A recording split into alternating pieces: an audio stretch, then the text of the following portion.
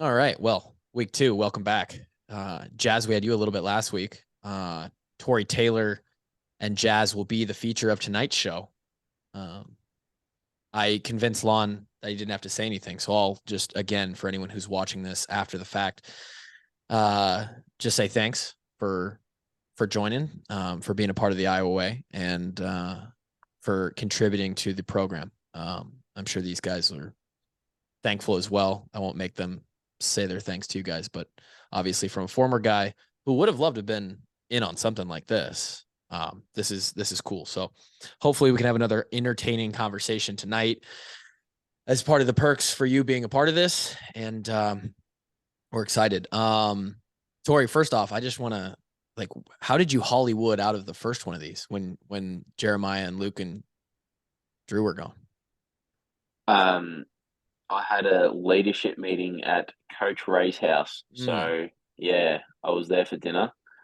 Many can approve, obviously, his own family and the other 14 members of the leadership group. Mm. So They you can have attest. you have an alibi. I do. Okay. I I'd just say wanted. about 20 of them. Okay. Um.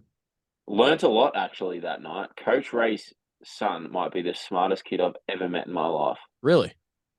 Yeah, What? hands What? down was unbelievable. How old is he? Just in terms of, he'd be 4 or 5. He's the smartest 4 or 5 year old you've ever met. Oh, one of the smartest kids I reckon under 8 or 9 I've ever met. He knows too much. Just say Well, that. Ray's a pretty smart dude, so that doesn't Yeah, surprise me. yeah. Um. What else did you learn? You said you learned a lot. What else did you learn? That was it. I just learned a lot from this little You kid. just Like this little kid was telling me stuff that I'd never even heard of, the just in kindergartner relation to was teaching you stuff. yeah, space, the solar system. We're all just kind of sitting there going, yeah, well, okay, this guy's pretty clever, but All yeah, right. there you go. Um. Cool. Well, we're glad you're here now, and I'm sure the people are excited to hear from you. Um. So I wanted to get into first the summer program. So we're 2 more weeks deep into this after talking to the other 3 guys last week. And let's see, you guys have Thursday, Friday, and then you probably go on a break, right? Yeah. Yeah, Yeah. yeah. Jazz, are you excited about that? Oh yeah, I'm excited about the break. I'm real excited. uh I I know that the summer split into 4 and 3 weeks is um it's obviously a grind, right? You guys are training 2.5, 3 hours a day. Especially once you add in skills and drills, which I'm sure have started by this point. Yeah. Yeah, we're second week this week. Yeah. How's that going? I mean, it's not too bad. It wasn't the greatest today because it was absolutely pouring outside, and Mm. obviously the haze and smoke has been doing a bit of damage around the place. Yeah, it's But not yeah, good. wasn't too bad today. But yeah, second one in, but I'm really not too sure what's going on most of the time. So um, our specialists kind of just isolate ourselves in the corner and do our thing, you know. I mean, for the specialists, unless I don't know, unless Lavard has tightened it up a little bit, it's basically just another session for us. It's just go out and get your work in. Jazz, Pretty much. this would be your first full summer with the program, right? Um Or did you come in no, I at the came in last year. Yeah. okay? So you kind of know what's going on. Yeah. How's the running back skills and drills been through 2 weeks? Oh, it's been good. I feel like it's been real productive. We had a good little day today. Uh we didn't really get the ball today as far as the running backs, Yeah, but offense was productive today. that's I good. feel like it was a day we could build on. Who's the uh who's the guy in the running back room who sets the tone? Like who's the guy who kind of like who sets the vibe? The vibe, Yeah. like on the field, it's just like Anywhere walking around, who's the like if y'all are um the running backs are having a bad day or something, who steps up and says something to because it's a younger group, right? oh, I'm gonna definitely step up. I It's you? I encourage everybody to do good, even like when they doing bad. Like we kind of like encourage each other. Yeah. Like I always got this mood, like this happy mood or excited mood. Like whatever we go through in practice, I always just try to set the tone. Like even in the locker room before workouts, anybody could vouch for me. Anybody on here, my players. I've been in the locker room just dancing around the locker room before the workouts, even after the workouts. Is this true, Tori? I'm actually at the other end, so I'm not exactly sure, but I have walked past Jazz doing a few crazy dances to TikTok, so I would agree. Jazz is a Yeah, TikTok Jazz is guy, huh? definitely dancing. Jazz definitely dances a lot. That's for I'm sure. Yeah. definitely not a TikTok guy. I get that to like Xavier or somebody like that. Probably Caleb. I give it to Caleb. I'm not a TikTok guy. I like the music. I'm just the music guy. I put on the music and I Oh, dance around the locker room. they give you the aux. Okay. Oh yeah. Okay. All right. Well, I'll have to do some polling around to see if you've got good music, if you have good taste. Anything else, Tori, to describe Jazz as a teammate? You guys are sort of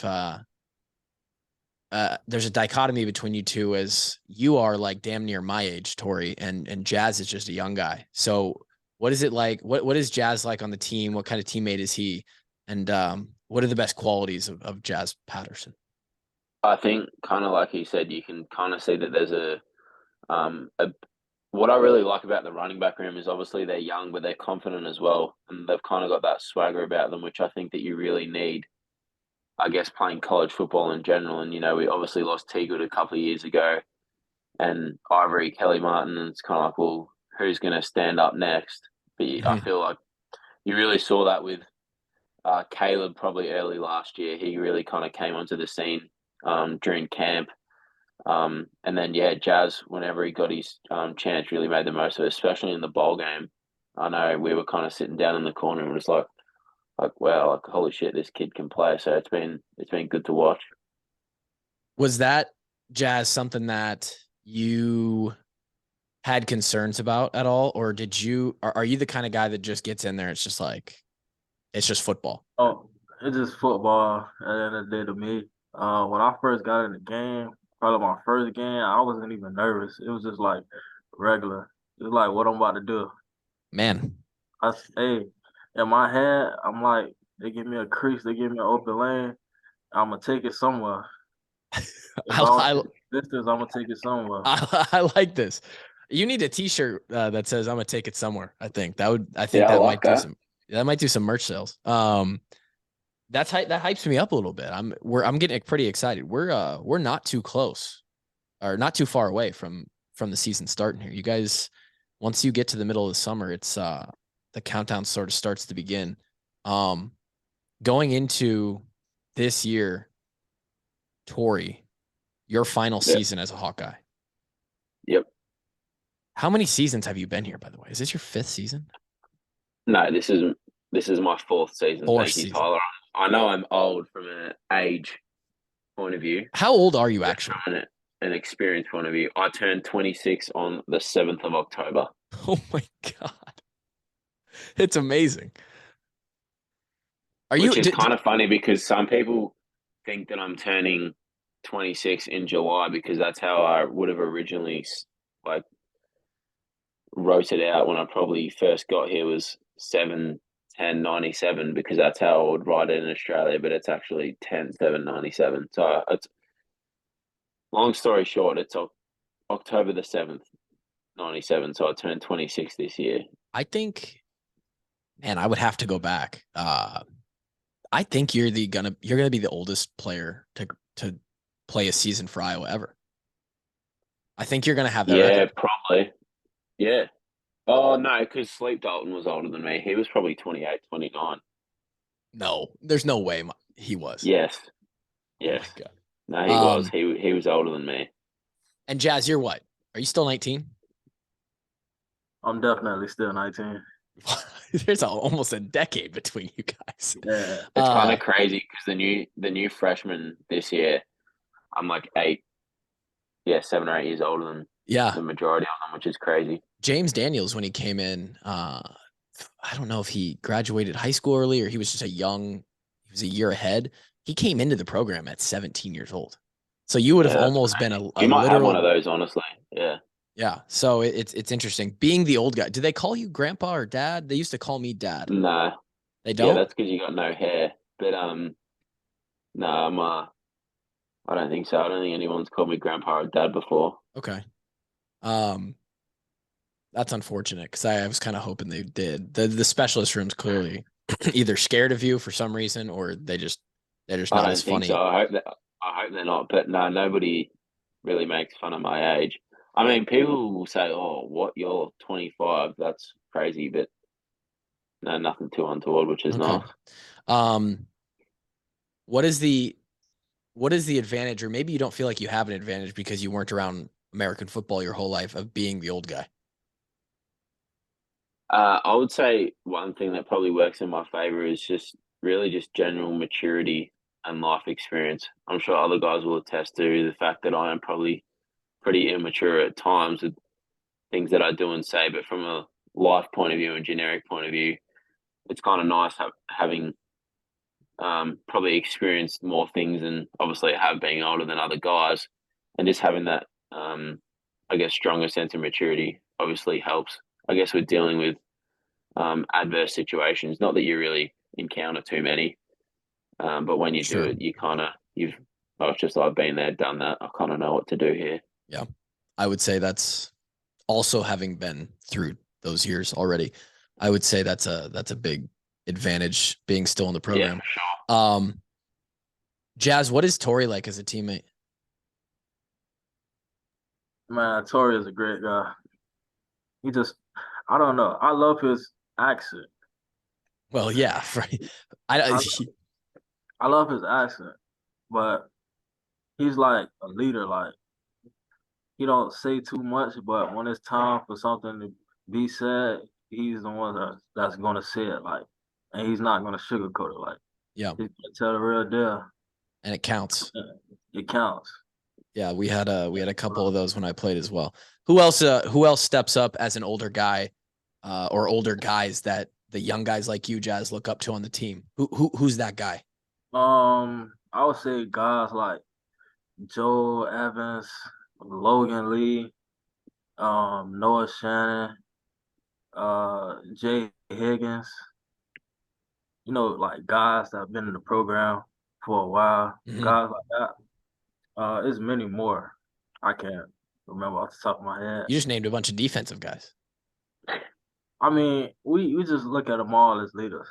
When last year, I used to look at Sam Laporta Yeah. as like one of like my top leaders. I used to really like follow Sam Laporta like as a mentor. Um, I could say Luke Lachey. Luke Lachey is a really like good leader. Um, he's a great guy. He gonna tell you what it is. He gonna tell you what needs to be heard. He's gonna help you if you need help.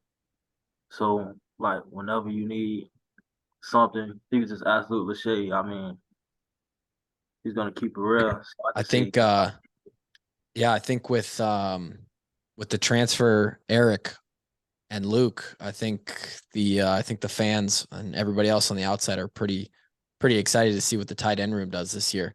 Are they fun to watch already? Just even without pads on in the summer? oh yeah, Tori? Yeah, you can tell that there's kind of something about them. They're just these, like Stan had a lot of strength and was just so smooth and fast moving, could catch everything. But there's something about Luke and Eric.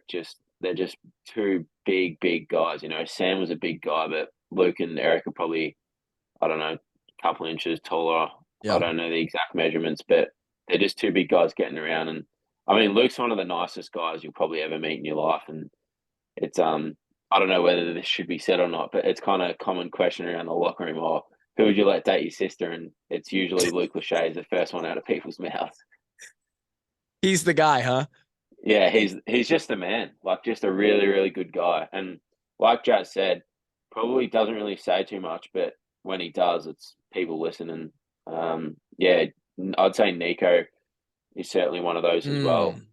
I kind of get onto him to kind of say a bit more because when he does talk, he just spits the truth, and it's really valuable. Because when you kind of got the same guys saying the same thing over and over again. Not that people get sick of it, but when a new person kind of bobs up and says something, yeah, people certainly listen.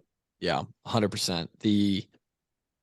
It can be hard to be fed the same stuff from the same people, because it starts to feel a little bit like robotic, like you're just saying it to say it.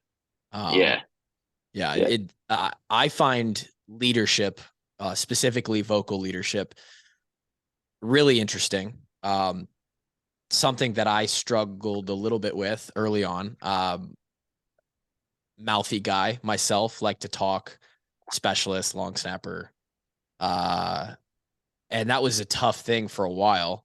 Both, and you guys are both dealing with that as you go through your career on the team level, but then also within your individual position group, right? So, you know, and within your own class, I think there's a level of, or there's a need for somebody to step up, a couple guys to step up when that freshman class steps in the door. Like, okay, we need someone to show us the way and be the guys that kind of lead our class and keep us in line. And then hopefully the guys that figure it out and continue to have success and make it in the program year to year become the guys who are stepping up within their position groups. And then even further than that, if you can make it to your last year or your junior season, second to last year, then maybe you're a guy who is in that 5 to 10 guys on the team that can pretty much step up and say anything to anyone. And there's a hierarchy of that leadership. Have you ever thought about that, Tory, or do you just kind of go about your way and let I kind of just, it's interesting you say that, because I've always kind of thought actions speak louder than words. And if you're not really performing to a high level, then you kind of really don't have a leg to stand on. Sure. But at the same time, you've got 2 ears for a reason. Like, you should listen to anybody, as long as it's valuable. But to be quite candid, I've always found it hard and difficult to really take on advice from someone that probably, I guess, isn't really performing or holding up their end of the deal. Sure. But that's kind of something that I guess you kind of learn to deal with. And like I said, everybody's advice is valuable. It's just really how you take it. Yeah. But there's nothing more frustrating than kind of someone probably just saying a little too much from a vocal point of view and not really delivering when they need to. 100%. Or just, not doing basic shit. And I really can't think of anyone off the top of my head that really does that. But yeah, you probably felt the same. Yeah. Yourself. I feel like with the off-season Hawkeye Championship, that's a fairly good indicator on, it's a full scope of your life inside the program, right? And that thing, for those listening who may be watching this back, have probably heard about the Hawkeye Championship, but I won't go over the whole thing. But it's essentially like a points ranking system on you as a player inside the program based on your strength and conditioning performance, your academic performance, citizenship. You're broken up into teams, so how much you contribute to that team. There used to be. I'm glad you brought that up, Tyler, because there's 4 guys on here, kind of everyone but Jazz, that's actually in the winning team at the moment. So thanks for bringing it up. Oh, really? Yeah. You guys are all on the same team? Everyone but Jazz. Wow. Yeah, me, Pitt, Luke, and Drew. Are you the captain of that team, Tory? Yeah, Shanzo and I. But we've obviously got the title. But it's kind of interesting you brought that up. And sorry, I don't want to interrupt or anything. No, go for it. It's interesting that you brought it up, that most of the guys, like, we're the winning team, but I don't think there'll be many guys on our team that are in, like, even the top 10, top 15 overall standings. But we just take care of the basic shit. You know what I mean? And that's all it is. If you take care of the basic stuff and do what you need to do, everything else just takes care of itself. It's sort of a microcosm of your own success in the program. Yeah. The guys, and very fortunate enough to have the great Coach Wallace as part of our team as well. So he's kind of the man. Goat Wallace as the coach. That helps. That helps. Yeah. But what you said there is true, right? There are some, you look at the top 10 or 15 of the Hawkeye Championship and you have some studs, right? Like I'm sure Coop is at the top, and Yeah. and like you Who do got you some think's top? Have a guess. Who do you think's top? the very top, number one. Yeah. Yeah. I mean, if it's not Coop, then I mean, I don't know the roster as well as I used to, but What if I said it was a kicker you're lying. and it's not true? Yeah, Aaron Blom first. Really? Yeah, Blom's a machine, dude. Absolute machine. He murders, I guess. Yeah. 'Cause He yeah, he's just very good academically, as most probably know. which is weighted pretty heavily. Like academics matter. Yeah. Yeah. And then he's really good at the on-field stuff too. So Wow. Yeah, because you have to be able to compete and score some points in the rankings for those competitions. Like that, you have to get he's gonna points. have to probably go out and get arrested 20 times to not win it. I don't think the staff will let it happen 20 times, but that would be interesting. Fun fact, we actually had a captain when I played get arrested. Captain get arrested in the summer. That year didn't go well. Again, the sort of the hierarchy of that championship, both guy number 1 to guy number 115 or however many you guys have on the roster. It is a very, very good indicator of who is just kind of doing what they're supposed to do and getting their work done. And you're right, the team who does win, and I think Iowa, I think the Hawks and Coach Ferentz and sort of the way that they go about things as a whole for the entire organization is kind of built on that same principle of if we can just have, we don't need the best guys, right? And I think we used to make the joke all the time, you guys are starting to ruin it. Guys like Jazz, these 3-4-star recruits, starting to ruin this because we used to just be a team full of 2-star recruits, right? Just bring in the guys who got no stars and we'll just figure it out. We'll be gritty. But you just get guys who are really good at doing the basics, right? How many times has KF said brilliant at the basics? Probably a lot. Yeah. And you don't need the studs at the top of the leaderboard. And if you can just have a bunch of guys who aren't at the bottom, your team will do well. So I think that's a good little a representation. Where are we with summer conditioning wise? Are we like 2.5 quarters in? Have we started game simulators? No, it'll be 3. It'll be 3 on Friday. 3 quarters on Friday. Yeah. How are we feeling on those, Jess? Conditioning not really my thing. I'm not gonna lie to you. No? I just don't like it. I mean, I do it, but I don't like it. Join the club. I mean, yeah, I feel you. I feel good about it. Like you don't have any trouble making the times. No. You just don't love it. Not unless I like roll my ankle or something. Sure. Yeah. So 3 quarters, that's 18 reps. Tory, how you doing? You're no issues there, right? Oh, when you're on the sideline striding out 55s, it's not too bad. You don't have to. So hold on a second. You said something like the specialists don't have to do as much running anymore. Correct. So the specialists don't do quarters? No, they do, but I just run the 55s on the sideline, and then we don't have to do stations anymore. Corey's just a little special. He's a specialist. Okay. No, yeah, we I'm not saying that at all. Drew will be in that boat soon. I'll be real honest from an outside perspective. As a fan of the team and someone who hopes Tory is hitting 70-yard punts every time he goes out there this season. That would be nice. And also a guy who knows strength and conditioning requirement needed for a specialist to actually perform well. I might have Tory on the couch while everybody else runs. I might roll a sofa out there and let him sit and just, to be honest. I don't know about that. I would. I wouldn't go that far. I would. Do you need to run? How much do you really need to run to kick a ball 100 yards? None. It's only detrimental.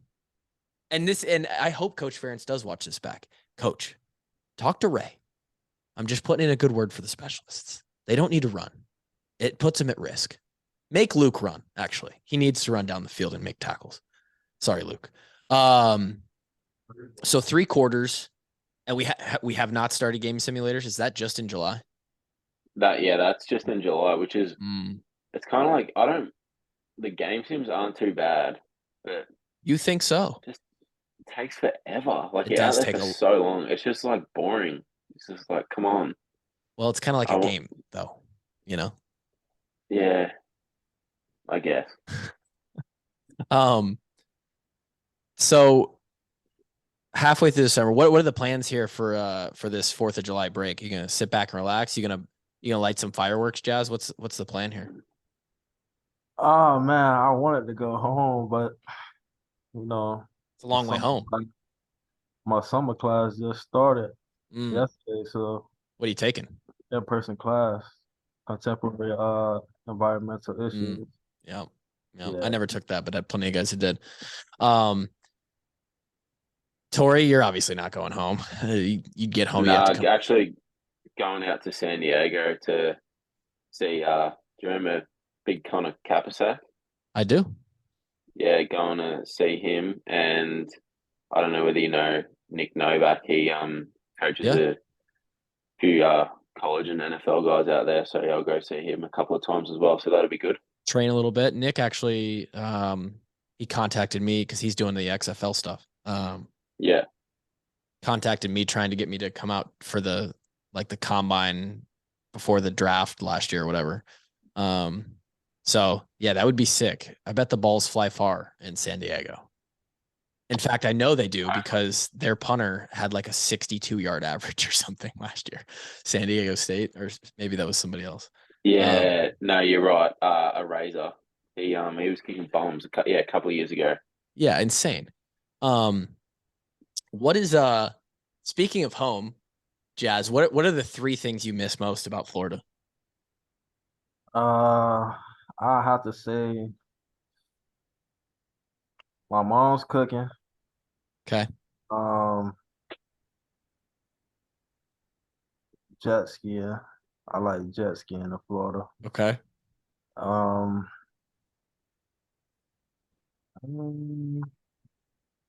the malls. Just hanging out. Nah, the malls. Like the shopping malls. Yeah. If you could transport your mom to Iowa City and she could make you one meal, what would it be? Probably hot wings, macaroni and cheese, broccoli. You could make that in Iowa City yourself, you know? Oh no, I can't make it how my mama make it. Okay. All right. I can't. Tori, 3 things that you miss about Down Under. Obviously, first and foremost, my family and whatnot, but weather, and then I'll put coffee and food into one. Coffee. Yeah, They got good coffee over there? very. Oh. You a big coffee guy? Yes.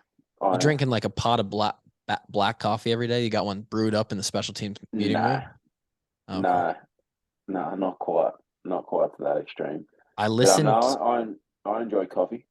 Okay. I listened to a podcast that Kading does, and he had Coach Ferentz sit down with him for an hour, and he asked Coach about coffee, and he said he starts with a big one, and it just goes from there.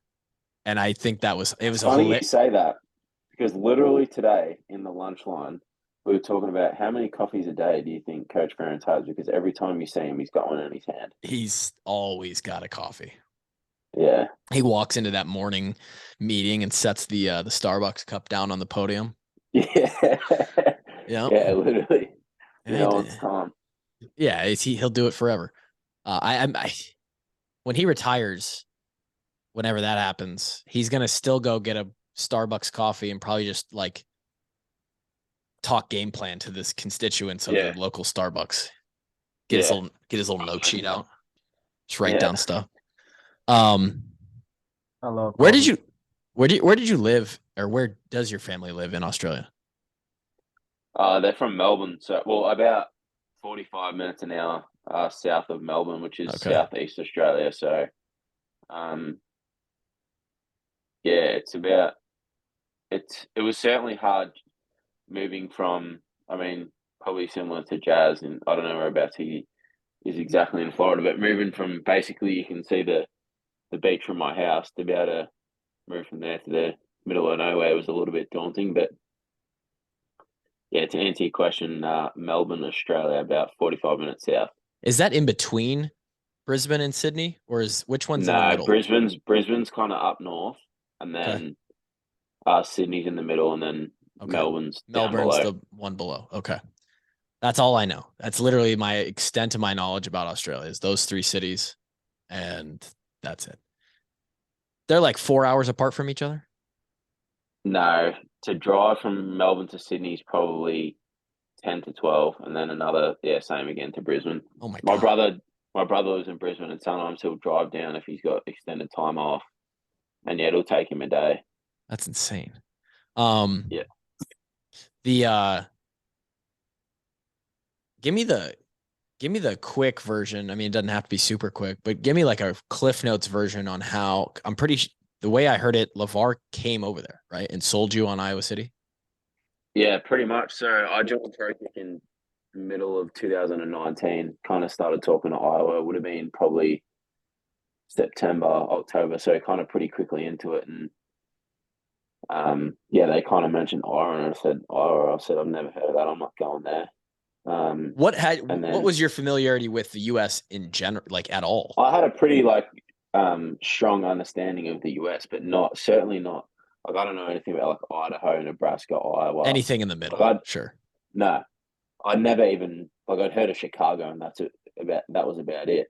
And then you obviously hear of like all the Texas cities and Florida and California and things like that.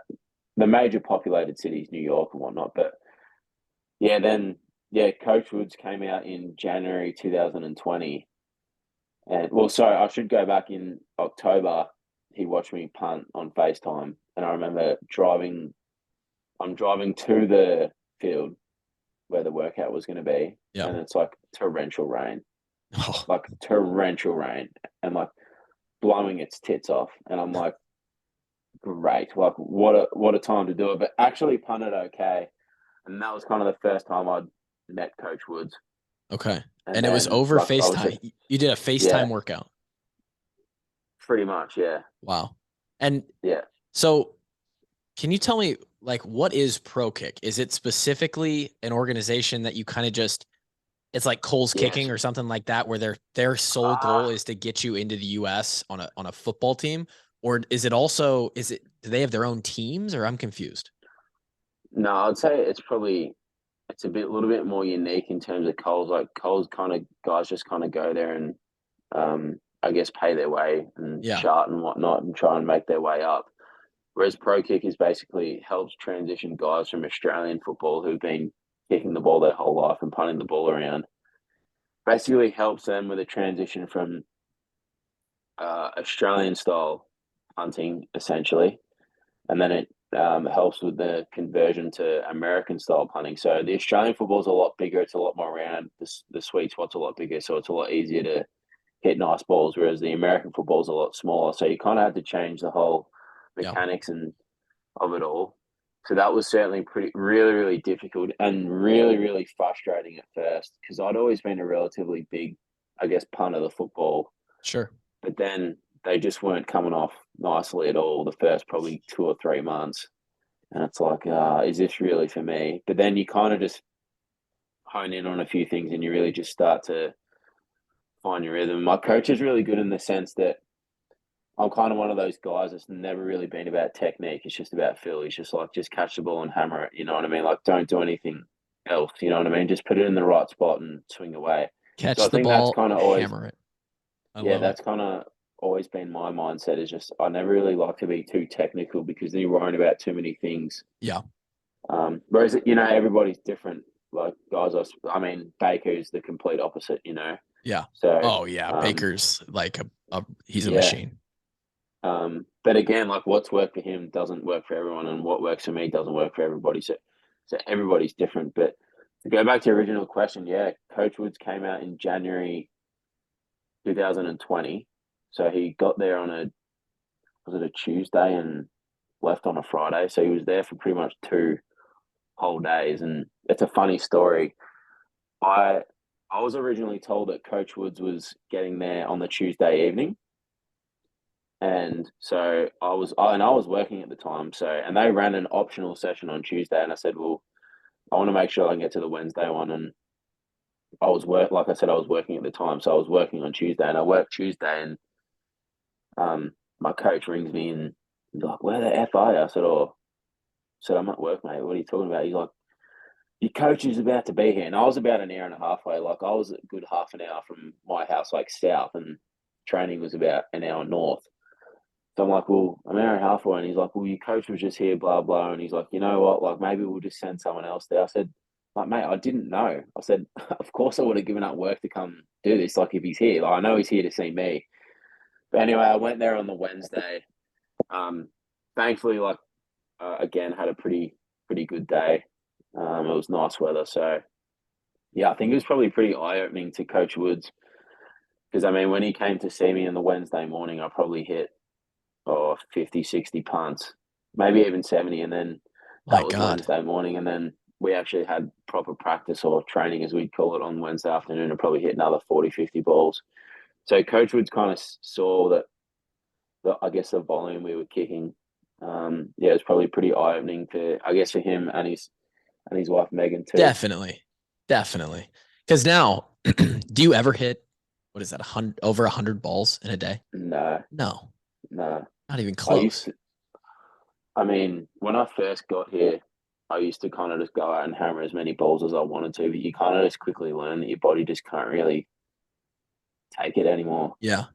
So now it might be no more than like 35, 40, which I think has really helped me in the sense that I can really just focus on those ones. Whereas it's like when you go to the driving range and you get a bucket of 150 balls, you kind of just hammer away and it's pointless. Yeah. Whereas you get 30, 40 balls, you kind of dial in and focus a bit more, and you get a lot more out of the session. 100%. What, I'm curious, what were you doing for a job when you were working? When I first joined Pro Kick, I was working at a golf club, just in the shop.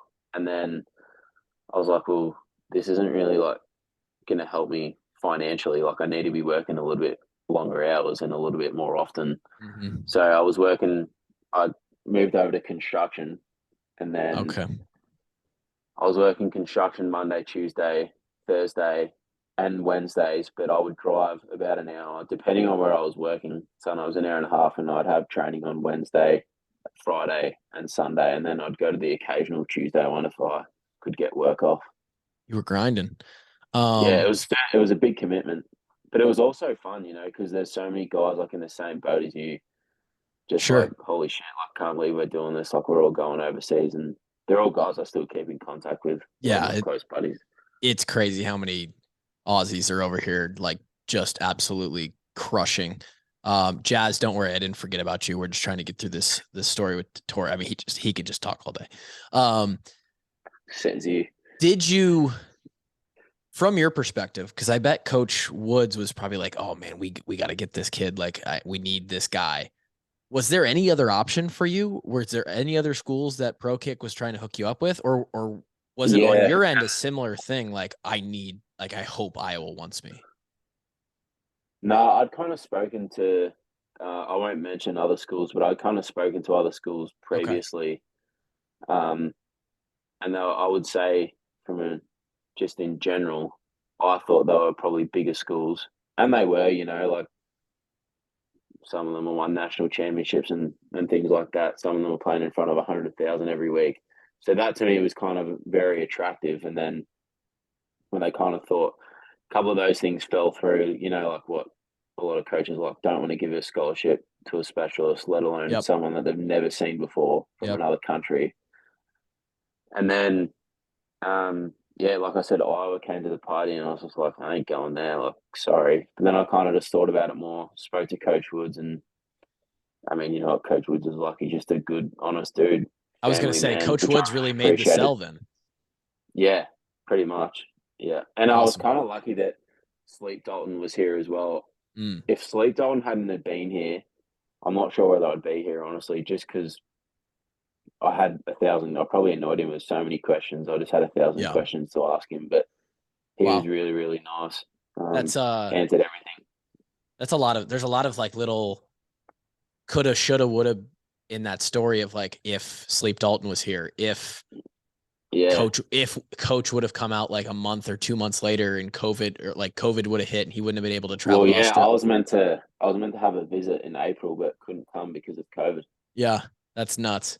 So then this brings me to you, Jazz, as Coach Wood sells Tory on coming overseas to play for the University of Iowa.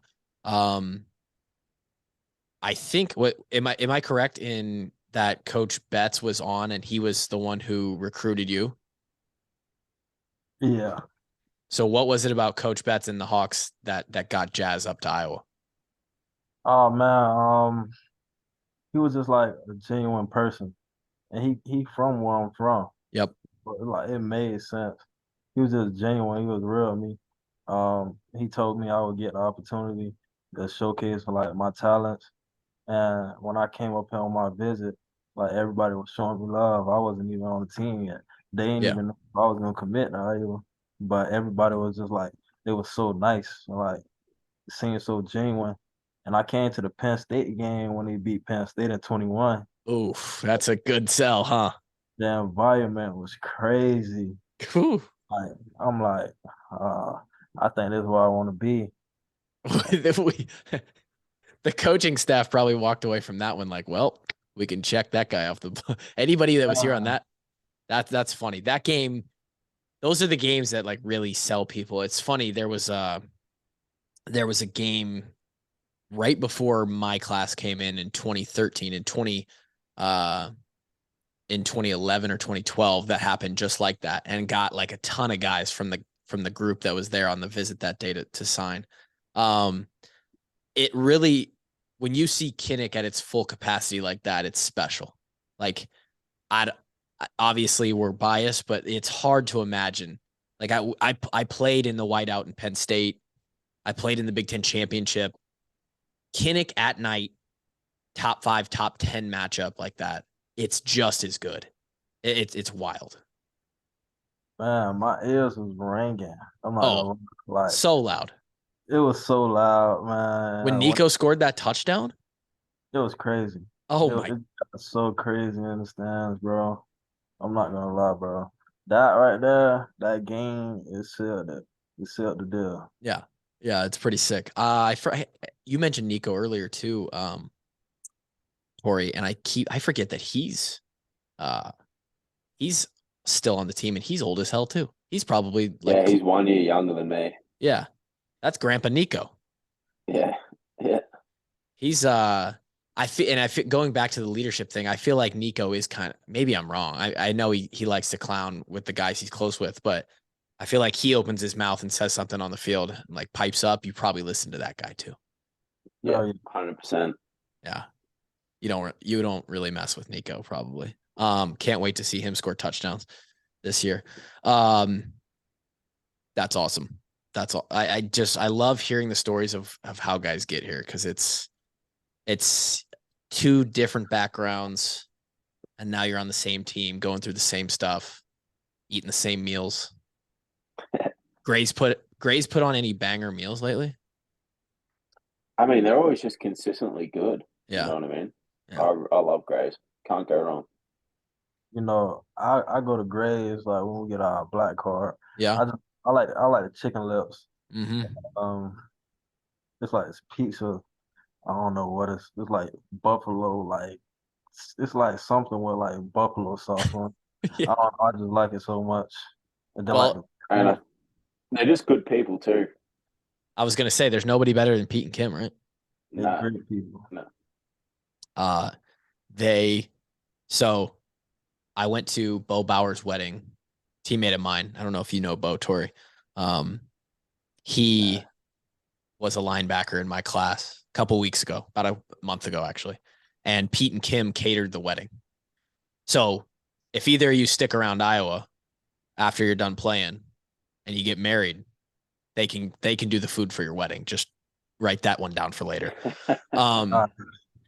I have a 6-month-old kid, and Kim came up to me in the middle of serving all this food and like starts talking about my baby by name. She knows her name. She knows like when she was born. They're unbelievable. They're like Coach Ferentz. They remember everything.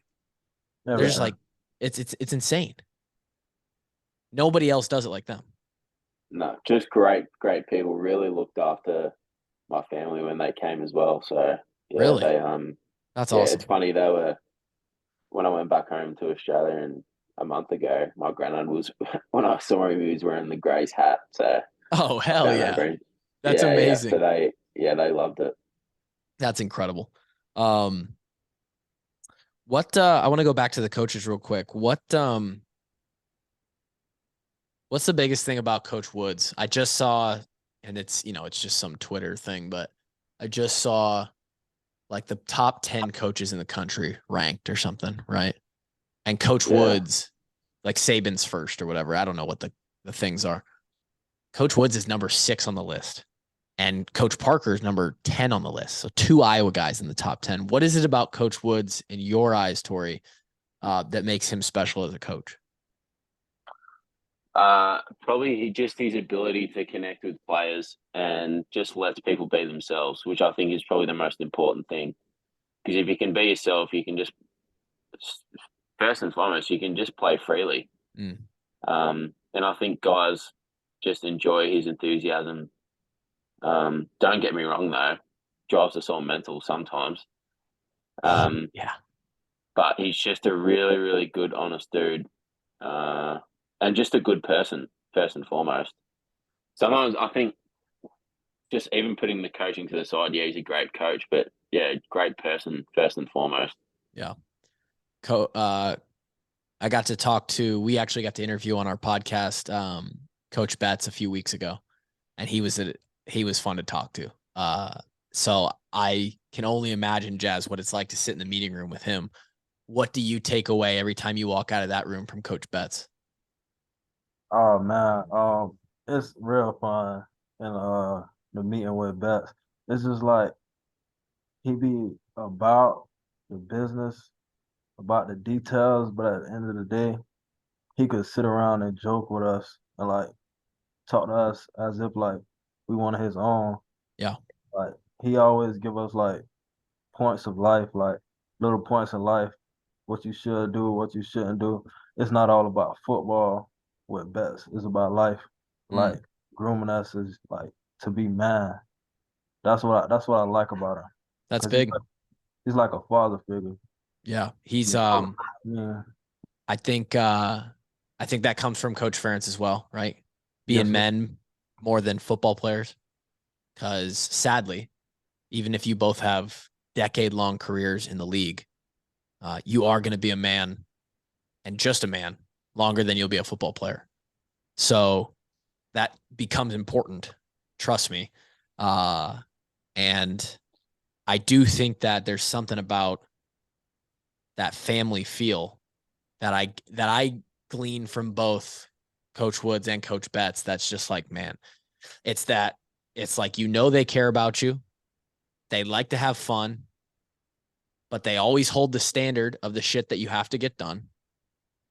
And when they do get hard on you or say some shit that they need you to hear, like they still have your respect and you're still quiet. The room's quiet. They'll listen. Right. They were both also pretty good at football. I don't know if you've ever, I doubt it, but have you watched any film of Coach Betts? Oh yeah, we watched it in one of our meetings. Yeah, you did. After we got done watching our plays that we went over in practice. Yep. We watched Betts highlights for sure. He was pretty damn good, Jess. Yeah, Redskins. It's on YouTube. Well, you could YouTube all that. I'm talking even all the way back in Iowa. Like that guy, he ran through some people and did a lot for the Hawks. You guys have probably never pulled up Woods' film in the special teams room, but it's pretty funny watching him run around with like the block shoulders too. Yeah. His shoulder pads. No, well, we've seen the touchdown. We've seen that one a few times. Of course, that one. Yeah. He's got that on repeat in his office as well. So whenever you go in there, you can see it. Plays as his screensaver. Yeah. It's like a gif almost, him running into the end zone. Just sits there and watches it before team Yeah. meetings. Yeah. That's funny. So I want to finish up a final conversation as we close this down here with some stuff about NIL, because NIL is weird. It wasn't around when I was there, even just 6 years ago, and that's sort of the name of the game here with what we're doing right now. And let's see, Jazz, I think you committed in August of 21 to the Hawks. Yeah. So that would have been a month after the NIL stuff got passed. Yeah. And went into action. Was that too soon for you to for it to make an impact on your decision at all? Or was that even something you were thinking about already with making a choice to go to college? That definitely didn't have like an impact. Yeah. At first, like it didn't really have an impact until I really like got to college. Yeah. Right. And Tory, you haven't even been like, you're on like visa, like trying to like work construction over here and like make money, asking for coins on the street because they don't let foreign guys make cash. So it's a little bit of a weird thing in your situation too. I'm curious how you guys both, because this is obviously an added, like, Lon texts you, coach texts you like, hey, you guys gotta have a conversation with this Kluver dude for the NIL thing, right? You got to spend an hour of your time on a Wednesday night twice because you got to be here for the other one.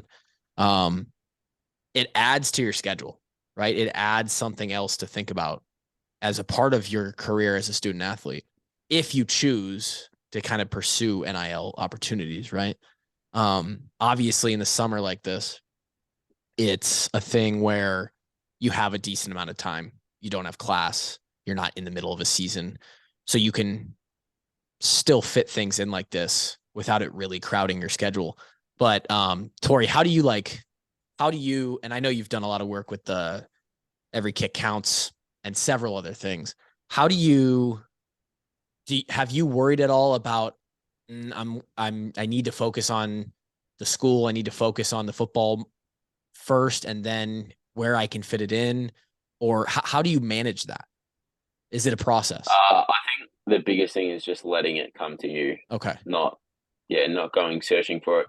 But obviously within reason, there's guys on the team and who just go out there and try and find as much as they can, which is perfectly fine. And I don't disagree with that at all. But there's a line to that though, right? Like if you want to make sure that you're giving your all and all of your attention and focus to football, at some point, just going out there and hunting down as many NIL opportunities as you can is gonna make a difference on your ability to perform.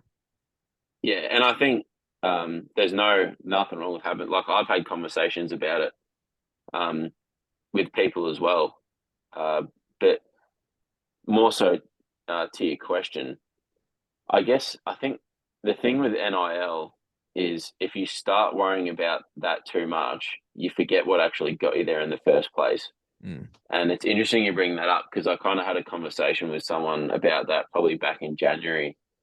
He was missing a couple of things and you could kind of tell that his mind was elsewhere. And I kind of just said, look, you're a good player, like you've come a long way, but if you start worrying about that stuff, you're just doomed. Like, and Coach Woods kind of talks to us about it as well. You really just got to focus on what actually matters, and really everything else is just a byproduct. Well, and there's one train of thought is like the biggest NIL that you're going to get is in the league, right? Like you're going to make a lot of money to play professional football if that's what you want to pursue. And the only way you're going to make it to the league is by being the best you possibly can be on the field. And so if you make that your focus and you're that good, then the money will come to you. Jazz, do you have any extra thoughts on that? Like, like now that you're still a young guy, right? You've got 2-3 years left in the program of like figuring out how to deal with NIL deals. I know the Swarm has things set up where, you could do like charity work for a little like trade back and forth. How do you kind of approach all that? I kind of approach it like I take care of the business first. I mean, I'll fit that in wherever I could fit that in. But school always first. If I can't handle up with school, I can't play football. And NIL stuff come after that. I Yeah. mean, Yeah, because if you're not playing football, then no one really cares to give you an NIL deal, right? yeah. It makes it tough. The My man focus. yeah, I think it's a really interesting dynamic. I mean, you see people just making like crazy money. Caitlin's making like she would probably never tell anybody, but Caitlin's making over $1 million. Like she's in the multi-million range, guaranteed. And so much so that like she has to have like people. I think she has like an uncle who's like a financial advisor, like handling her stuff. And I just think about how crazy that is on top of an already crazy Division I student athlete schedule. It feels like a lot, but I mean, you guys are at the highest level of play for a reason. It's because you're impressive and you're good at what you do. So it's probably just another thing that you pick up and figure out. As we close the conversation, first of all, thanks for talking to me. Good luck in the rest of the summer. I would love to know one game you're looking forward to the most as we are a little over 2 months away from the season. I think Penn State. Oh, you go, Jazz. I would say the whiteout game, Penn State.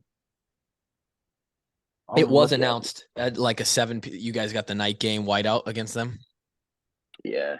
I think that's kind of the easy one to kind of handpick. But I'm actually really looking forward to going back to Iowa State because that's just a fun place to play. And Jazz, you haven't been to Iowa State, have you? No.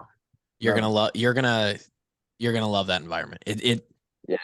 Something about it. It's just a fun environment to play. Well, they bring the heat, man. Like when we rolled in there in 2015, we had like grandmas in Iowa State gear, like giving us the bird, like grandma and grandpa, like it's that cross state rivalry. They only give you like 60,000 people as opposed to Penn State's like 90 or whatever. But that invite like, whatever crazy amount they fit into that place. I'm not gonna lie. When I go into like environments like that, even though I ain't have like much play time, them type of environments get me hyped. Juice. I just want to like just do it to the other team. Just like, oh no, adrenaline. You're in for a treat then, Jazz, this year because you're going to go to Iowa State. You're going to go to Penn State. Penn State I remember walking out, Tory, obviously guys in the side, you walk out first as a specialist and you come out of this little kind of down on the side and it's a sea of white and it's already loud. I just remember looking up and saying, hey guys, like take this one in because not all the environments are like this one. So I do hope that y'all fare better in that one than we did. We got absolutely just annihilated. We did come back and have the 2016 Michigan win after that. It sparked a comeback kind of story there. But I'm super excited to watch you guys play in Happy Valley and Iowa State and in Kinnick all year. So fun conversation. I'm glad you guys had some good answers. And I think we'll close it down there. I'll hit the record button so we can get out of here and then Lon can kind of wrap us up.